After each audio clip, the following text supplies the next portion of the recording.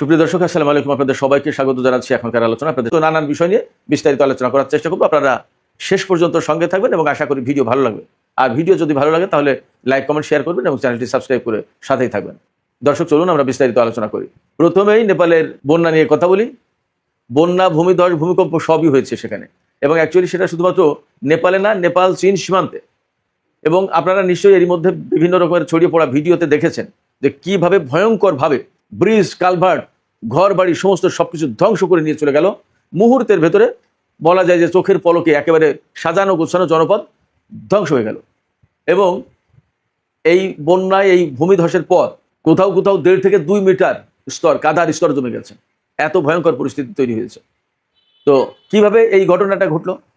প্রথমে ঘটনাটা ঘটেছে সেটা হচ্ছে, আমরা সবাই জানি যে হিমালয় পর্বত যেহেতু নেপালের প্রধানত, সেখানে বিরাট হিমবাহ জমেছিল। একটা হিমবাহ বহু বছরের পর বছর, যুগের পর যুগ, হয়তো শতাব্দীর পর শতাব্দী এই হিমবাহ ছিল। কিন্তু সেখানে এই যে 500 নিখোঁজ বিদেশি, তারা কারা? তারা হচ্ছে ভারতের 178 জন, আমেরিকার 65 জন, ইউক্রেনের 53 জন, মালয়েশিয়ার 51 জন, অস্ট্রেলিয়ার 35 জন, ব্রিটেনের 33 জন এবং কানাডার 25 জন। এই যে লোক, যারা বিদেশি লোক নিখোঁজ হলো, এই নিখোঁজ ব্যক্তিদের তারা কেন এসেছিল এখানে, কি ব্যাপার? দুটো প্রধান কারণ। একটা হচ্ছে বেড়াতে। আপনারা সবাই জানেন যে নেপালের যে পাহাড়, সেই পাহাড়ে ট্রেকিং করে যায়, উপরে ওঠে, নানান ব্যাপার আছে, এটা একটা ব্যাপার। আর একটা ব্যাপার, বহু সংখ্যক মানুষ কিন্তু এলাকায় এসেছিল। ওইটা বৌদ্ধ ধর্মের একটা পুণ্যভূমি বলা যায়, তিব্বতের কাছেই। সেখানে বৌদ্ধদের অনেক মঠ, অনেক মন্দির, অনেক কিছু আছে। সেখানে এই যে বিদেশি যারা বললাম, তাদের অনেকেই এই বৌদ্ধ মঠে, মন্দিরে এই ধর্মের কাজে এসেছিল। যে কাজেই আসুক, বেড়াতে আসুক, ঘুরতে আসুক, আর ধর্মের কাজে আসুক, যে কাজেই আসুক, একেবারে তাৎক্ষণিকভাবে এত প্রাণ ঝরে গেল এবং 1300 মানুষ নিখোঁজ। এবং যেভাবে কাদা, বন্যা, বৃষ্টি যেভাবে ধেয়ে গেছে, প্রলয়ঙ্করী অবস্থা সৃষ্টি করেছিল, তাতে 1300 মানুষ নিখোঁজ। এর ভিতরে কয়জন বেঁচে থাকবে সেটা একটা প্রশ্ন। এবং এই যে টোটাল আসলে ক্ষয়ক্ষতির পরিস্থিতিটা কি, এই পরিস্থিতি জানতে আরো বেশ কিছুদিন সময় লাগবে। একেবারে তাৎক্ষণিকভাবে বা 2-1 দিনের ভেতরে এগুলো যে সব ক্লিয়ার করা যাবে।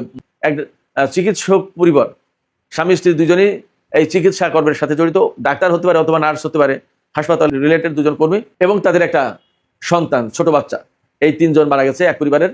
তারা মারা গেছে বলতে নিখোঁজ, ধরে নেওয়া হচ্ছে যে হয়তো তারা মারা গেছে। দেখা যাক কি হয়, তাদের খোঁজ পাওয়া যাচ্ছে না। এক পরিবারের 3 জন। এরকম বহু কিছু ঘটেছে।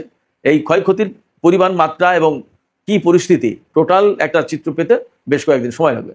তো আমরা এই ক্ষতিগ্রস্ত লোকজন, তাদের পরিবার পরিজন, তাদের প্রতি সমবেদনা জানাচ্ছি, শোক জানাচ্ছি। এবং আমরা আশা করব, দোয়া করব মহান রব্বুল আলমিনের কাছে যে এইরকম ঘটনা যেন তিনি আর না দেন। সে মানুষ হিন্দু নাকি বৌদ্ধ, খ্রিস্টান নাকি মুসলমান নাকি ইহুদি নাকি কি, সেটা বড় কথা না। বড় কথা হচ্ছে মানুষ তো মারা গেছে।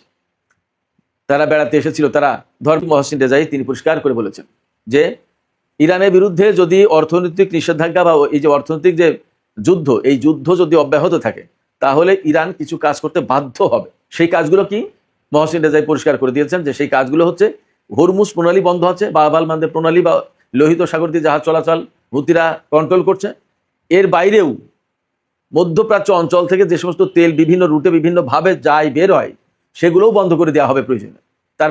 তার মানে সহজ, প্রয়োজন ইরান এই সমস্ত তেলের পাইপ লাইনে বা যে সমস্ত বিকল্প ব্যবস্থা গড়ে তুলেছে কেউ সেগুলোতে হামলা চালিয়ে বন্ধ করে দেবে। ইরানের বক্তব্য হচ্ছে, ইরান যদি তেল বিক্রি করতে না পারে তাহলে এই অঞ্চলের কেউ পাবে না।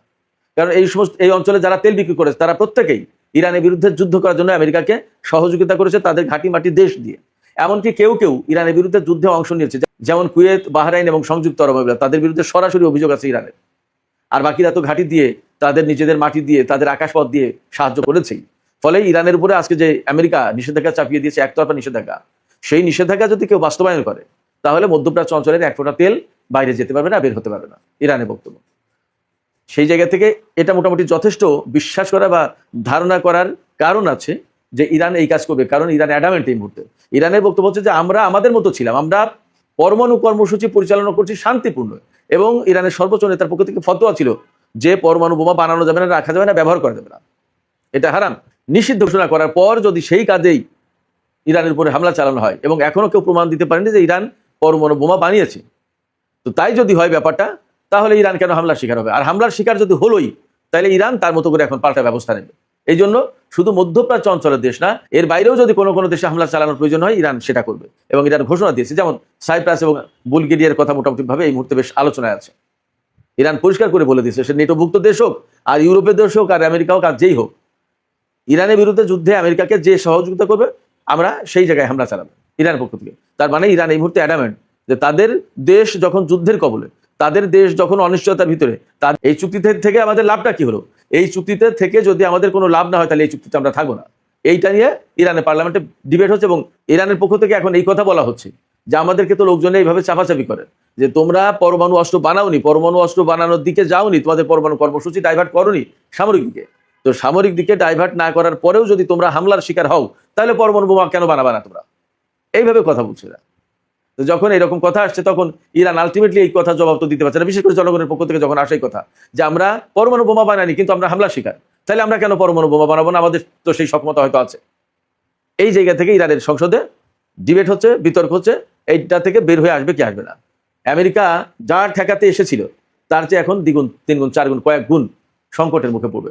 আমি আপনাদেরকে বলি, আমেরিকা এসেছিল ইরানের সরকার পরিবর্তন করে দিতে, ইরানের পরমাণু কর্মসূচি ধ্বংস করে দিতে, ইরানের ক্ষেপণাস্ত্র কর্মসূচি ধ্বংস করে দিতে, ইরানের অর্থনৈতিক অবস্থা একদম কাহিল করে দেবে, ইরানের নতুন একটা পুতুল সরকার বসাবে এবং সেই সরকার আমেরিকার কন্ট্রোলে চলবে। তাদের তো টার্গেটেই ছিল। যুদ্ধ শুরু করলো, যুদ্ধ করতে করতে এখন এইগুলো তো অর্জন হয়নি, বরং হরমুজ প্রণালী নতুন করে আটকে দিয়েছে। এখন পরমাণু বোমা যদি ইরানের কাছে থাকে তারপরে আমেরিকা কি করবে, ইসরায়েল কি করবে, মহা গেড়াকলে, মহা বিপদে, মহাফাদে। এইরকম একটা প্রেক্ষাপটে মুসলিম দেশগুলোর প্রতি ইরানের আহ্বান আছে।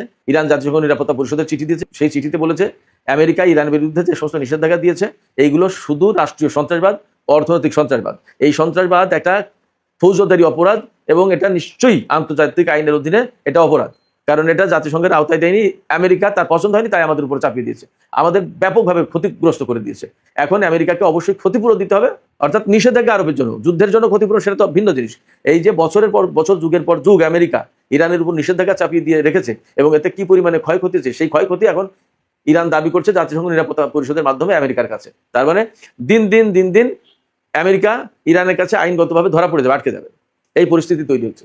এইরকম একটা অবস্থায় ইরানের প্রেসিডেন্ট মাসুদ পেজেশকিয়ান বলেছেন মুসলিম দেশগুলোর উচিত না এক দেশের মাটি ঘাঁটি আর এক মুসলিম দেশের বিরুদ্ধে ব্যবহার করতে দেয়া। শুধু তাই না, তিনি বলেছেন যে মুসলিম দেশগুলোর উচিত পারস্পরিক অর্থনৈতিক সহযোগিতা করা, অর্থাৎ তারা কি করবে তাদের সিদ্ধান্ত নেওয়ার দরকার। এদিকে কাতারের পররাষ্ট্রমন্ত্রী এবং প্রধানমন্ত্রী একই ব্যক্তি, তিনি ইরান সফরে গেছেন এবং তিনি ইরান আর আমেরিকার মধ্যে নতুন করে ডিপ্লোম্যাটিক প্রসেস কিভাবে শুরু করা যায় সেই চেষ্টা করবেন। আমার কাছে যেটা মনে হচ্ছে ইরান খুব সহজে আর আমেরিকার সাথে কোনো দিকে আলাপ আলোচনা সংলাপ মনে হয় যাবে না, আর যদি যায়ও তাহলে কঠিন শর্ত দিয়ে যাবে এবং সেই শর্ত হয়তো আমেরিকা মেনেও নেবে, নিয়ে এই মিড টার্ম ইলেকশন পার হওয়ার পরে আবার ইরানের বিরুদ্ধে সেই নিষেধাজ্ঞা, সেই অর্থনৈতিক অবরোধ বা যা যা ছিল সব আবার পুনর্বহাল করবে, আবার একই অবস্থায় দাঁড়াবে, লাভ হবে ইরানের, এটা ভাবার কোনো কারণ নেই। এই বিষয়গুলো নিশ্চয়ই ইরান বিবেচনা করেই সমস্ত সবকিছু করবে। সুপ্রিয় দর্শক, এখনকার আলোচনা এখানে শেষ করতে চাই। যাবার আগে আপনাদের কাছে আমার মতামত জিজ্ঞাসা, আপনারা কি ভাবছেন? এই যে ইরান বলল, মুসলিম দেশগুলোর প্রতি বিশেষ করে আহ্বান জানালো যে পরস্পরের ভেতরে অর্থনৈতিক সহযোগিতা জোরদার করা উচিত, বরং আমেরিকার নিষেধাজ্ঞা বাস্তবায়ন না করে পারস্পরিক সহযোগিতা জোরদার করা উচিত এবং এক দেশের মাটি। ভিডিও ভালো লাগলে লাইক, কমেন্ট, শেয়ার করবেন এবং চ্যানেলটি সাবস্ক্রাইব করে সাথেই থাকবেন। দর্শক, এখনকার আলোচনা এখানে শেষ করছি। আপনারা সবাই অনেক অনেক ভালো থাকুন। আপনাদের সবাইকে অনেক অনেক ধন্যবাদ। আল্লাহ হাফেজ।